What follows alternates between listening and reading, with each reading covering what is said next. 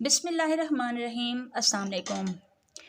Change of present tense की इस नई वीडियो के साथ मैं हाज़िर हूँ आप सबकी खिदमत में। कल मैंने अपनी वीडियो जो है वो थोड़ी सी शॉर्ट बनाई थी, जिसमें मैंने सिर्फ आपको रिपोर्टिंग वर्ब्स की चेंजिंग और डायरेक्ट स्पीच के अंदर, जो डायरेक्ट एंड इनडायरेक्ट स्पीच के अंदर जो हैबिचुअल फैक्ट्स और यूनिवर्सल ट्रूथ्स होते हैं उनके बारे में आपको बहुत डिटेल के साथ पढ़ाया था। तो यूनिवर्सल ट्रूथ और हैबिचुअल फैक्ट्स जो हैं वो मैंने आपको समझाए थे। तो हैबिचुअल फैक्ट्स वो फैक्ट्स होते हैं जो कि डेली बेसिस पर, जिस तरह से हम बोलें कि सूरज मशरिक़ में तलू होता है, मग़रिब में ग़ुरूब होता है, ठीक है। और जिस तरह से पानी जो है वो ऊपर से नीचे बहता है, जैसे कि कोई भी चीज़ हवा में फेंकी जाए तो वो ज़मीन पर ही आती है क्योंकि उसके अंदर ग्रेविटी होती है। तो ये तमाम मिसालें जो हैं ये हैबिचुअल फैक्ट्स की हैं। तो जब जब हम इनको अपने सेंटेंस के अंदर यूज़ करेंगे तो ये कभी भी चेंज नहीं होती, बल्कि ये हमेशा से ही ऐसी ही रहेंगी, हमेशा से ऐसी ही थीं। ठीक हो गया। अब हम आते हैं अपने मेन टॉपिक पर। मेन टॉपिक हमारा अब क्या है कि रिपोर्टिंग स्पीच, रिपोर्टिंग वर्ब जो होता है वो होता है किसमें? पास्ट में, ठीक है। और रिपोर्टिंग स्पीच जो होती है वो हमारी होती है किसमें? प्रेजेंट में। मिसाल के तौर पर, Fatima said to me she writes a letter. Fatima ने मुझे कहा कि वो ख़त लिखती है। अब इसको जब हम चेंज करेंगे, ठीक है, इस सेंटेंस को जब हम चेंज करेंगे तो हम इसको चेंज कैसे करेंगे कि ये दोनों जो हैं पास्ट में चेंज हो जाएंगे। पास्ट में चेंज अब कैसे हो जाएंगे कि फातिमा सैड टू मी में सैड जो हमारा था वो क्या था? हमारा पास्ट में। और जो हमारा रिपोर्टेड स्पीच का जो हमारा सेंटेंस था वो था हमारा प्रेजेंट इंडेफिनिट में। तो अब प्रेजेंट इंडेफिनिट जो है वो भी चेंज हो गया किस में? पास्ट इंडेफिनिट में। तो ये बन जाएगा Fatima told me that she wrote a letter, ठीक है।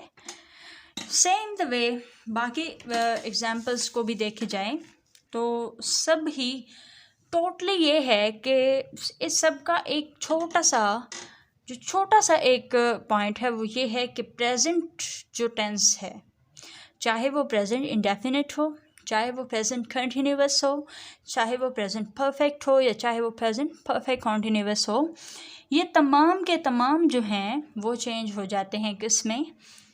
पास्ट में। पास्ट की सारी कैटेगरीज में चेंज हो जाते हैं। इसी तरह से अगर हम बात करें प्रेजेंट कंटिन्यूअस की, तो present continuous Fatima said to me she is writing a letter. तो इसको जब हम चेंज करेंगे तो सैड टू कन्वर्ट हो जाएगा किस में? सैड टू हमारा कन्वर्ट हो गया टोल्ड में, ठीक है।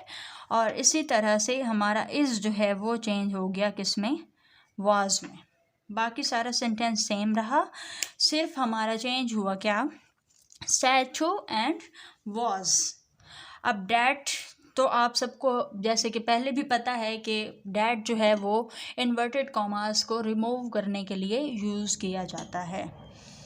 इसी तरह से अगर हम प्रेजेंट परफेक्ट की एग्जांपल लें तो हम इसी तरह से ही बोलेंगे I said to her you have finished your work, ठीक है। अब आप इसके साथ साथ प्रोनाउंस को भी चेक करते जाएं तो मैंने इस प्रोनाउन में इसके अंदर जो है कोई भी चेंज नहीं किया, क्योंकि मैंने आपको चेंज ऑफ प्रोनाउन के लेसन में समझाया था कि थर्ड पर्सन प्रोनाउन जो होता है वो किसी के साथ भी चेंज नहीं होता, वो सेम का सेम ही रहता है, बिकॉज थर्ड पर्सन प्रोनाउंस जो हैं वो यूज़ ही एब्सेंट पीपल या फिर डिसअपीयर पीपल या फिर हम जिसके मुतालिक बात कर रहे हों उसके लिए इस्तेमाल होता है, तो इसीलिए वो किसी के साथ भी चेंज नहीं होता।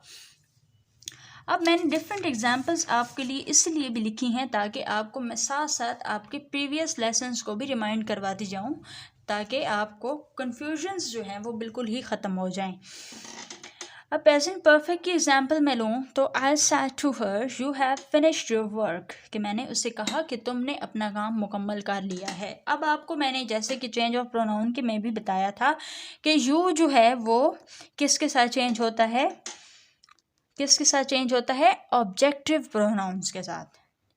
ठीक है, जहाँ पर प्रोनाउन एज ऑब्जेक्ट यूज़ हो रहा होता है उसके साथ रिपोर्टेड स्पीच का यू जो है सेकंड पर्सन जो है वो रिपोर्टिंग स्पीच के ऑब्जेक्ट के साथ चेंज हो जाएगा।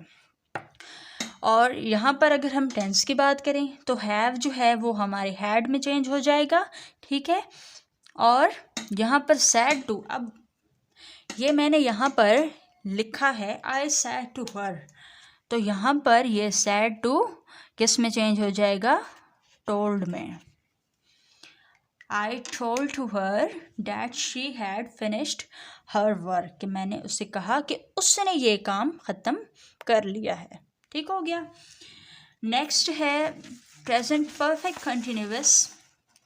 तो she said to her friend she has been studying since 2 PM, कि उसने अपने दोस्त को कहा कि वो 2 बजे से पढ़ाई कर रही है। अब इस सेंटेंस के अंदर हमारे प्रोनाउंस जो हैं वो सारे के सारे ही थर्ड पर्सन हैं।